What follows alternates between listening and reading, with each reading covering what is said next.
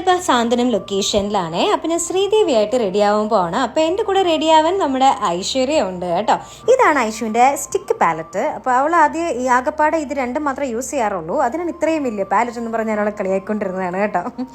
Last but not the least ഞാൻ ദാ പൊട്ട് വെച്ചു. എൻ്റെ മേക്കപ്പ് ഒക്കെ കഴിഞ്ഞു കേട്ടോ. അപ്പോൾ ഞാൻ നോക്കിയപ്പോൾ എന്തോ ഒരു കുറവുണ്ടല്ലോ എന്ന് വിചാരിച്ചത്. നോക്കിയപ്പോഴാണ് ഞാൻ കണ്ണിൻ്റെ താഴെ ഞാൻ മസ്കാര ഇട്ടിട്ടില്ല എന്ന് തോന്നുന്നു എന്ന് ഫീൽ ചെയ്ത് കേട്ടോ.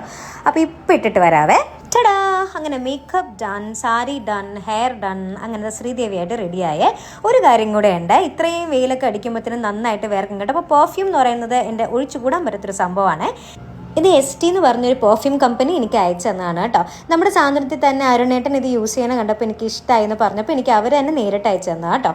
First one magic mandate. ഇത് നല്ലൊരു ഫെമിനൈൻ ടച്ചുള്ള സ്മെല്ലാട്ടോ. ഇതിൻ്റെ ഒപ്പം തന്നെ അവർ സാമ്പിളായിട്ട് ഒരു കുട്ടി പെർഫ്യൂമും കൂടെ തന്നയക്കുന്നുണ്ട് കേട്ടോ, വേറെ ഒരു സ്മെല്ലുള്ളത്.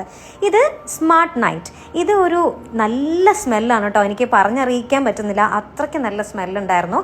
അതുപോലെ തന്നെ ലോങ് ലാസ്റ്റിങ്ങുമാണ്. സോ ഇപ്പോൾ എൻ്റെ ഫേവറേറ്റ് ഈ രണ്ട് പെർഫ്യൂമാണ്.